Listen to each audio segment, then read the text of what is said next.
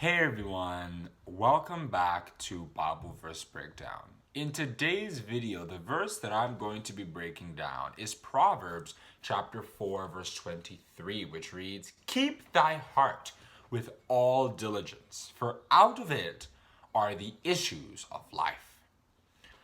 King Solomon here was telling us that we need to keep or guard or protect our hearts with all diligence, with all attention, with vigilance, right? Because he said that out of it are the issues of life. What he meant by that is the fact that the heart is the control center of our person, right? Our heart is what kind of defines our personality, our character traits, and so on. Is someone with a good heart is a good person, because the fruits of the Spirit that Paul mentioned in Galatians chapter 5 verses 22 to 23, they exhibit that. They come from the heart. People who are evil, it also comes from the heart. Christ said, "For out of the heart comes murders, evil thoughts, adulteries, fornications, and all kinds of other bad stuff," in Matthew chapter 15 verses 18 to 20.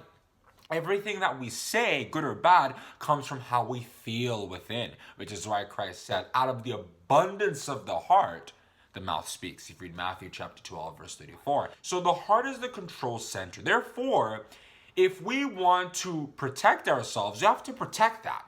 Just as the most protected place in any country is going to be its capital, right? Because if you don't protect that, the people are going to infiltrate there and they're going to take over the country. And now they have control over all the resources and everything else. Similarly, the heart is our control center. So if we want to make sure that we remain steadfast in the faith, that has to be our concern. We have to protect it. Because Satan, the devil, our biggest enemy, if you read 1 Peter chapter 5, verses 8 and 9, and Revelation chapter 12, verse 12, wants our hearts. He wants to steal them from God Almighty. And the way he does this is by taking sinful, mundane things, things that are against God's will, and coding them to look like things that are not so bad. He takes evil things and makes them look good, right? As we were told, woe unto them that call evil good and good evil, if you read Isaiah chapter 5, verse 20. But Satan, the devil, likes to do that so that we can begin to buy into things that are not good and then sin as a result. He did this in the very beginning of the Bible, in Genesis chapter 3, verses 1 to 6, where he took the forbidden fruit. Remember, something that's forbidden is bad. He took the thing that God banned and turned it into something that looked very attractive, something that Eve almost couldn't resist. And as a result of that, she now sinned against God. Her heart was no more how it was before. So the key thing is, Satan the devil will want to do that to us.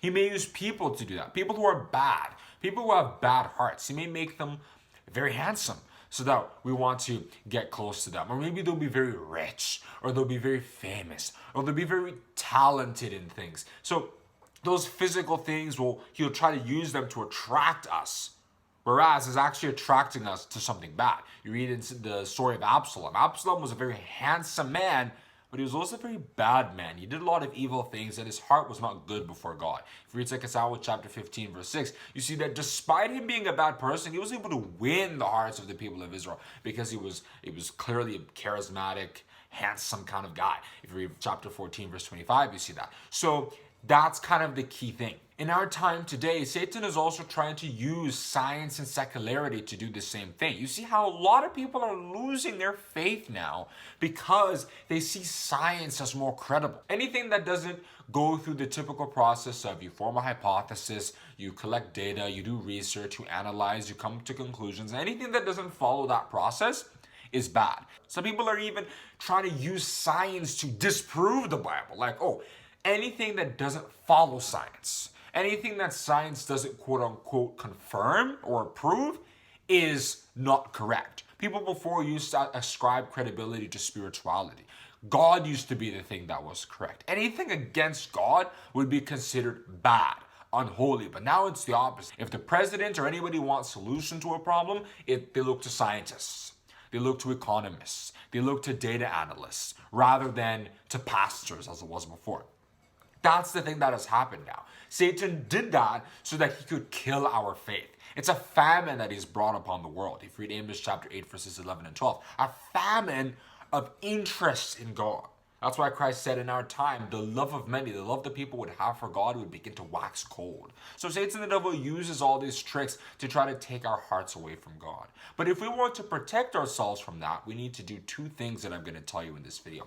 The first thing that you need to do is to study the Bible diligently so that you can begin to understand the way Satan does these things so that he won't be able to take you by surprise. Paul told us in 2 Timothy chapter 2, verse 15, study to show thyself approved unto God, a workman that needeth not to be ashamed, rightly dividing the word of truth. Being able to understand Satan's tricks through diligent study will allow you to recognize them when they come, so that if Satan's trying to use someone or use an idea or use an institution in this world to try to sell you evil, you'll be able to recognize that very quickly and efficiently. And then the second thing you need to do is to actually be watchful.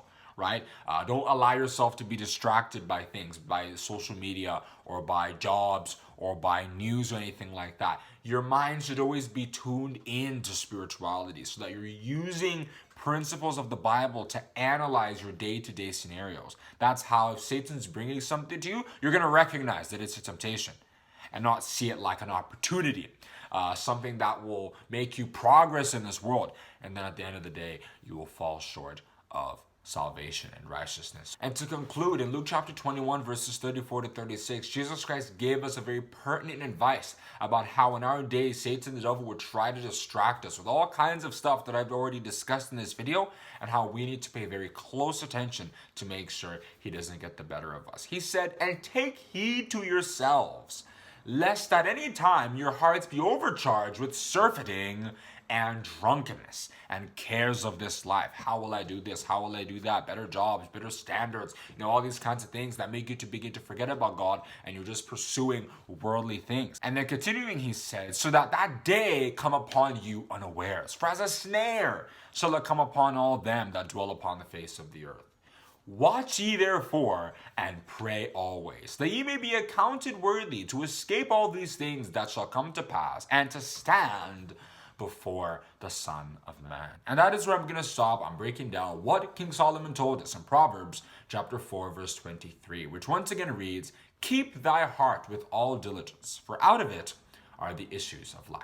If you enjoyed this video and like the way I broke this verse down, then I'd greatly appreciate if you click the like button and also the subscribe button. And if you want to be notified when I come back with another video just like this, then you can click the notification bell. Have a great day, and I'll see you in the next video.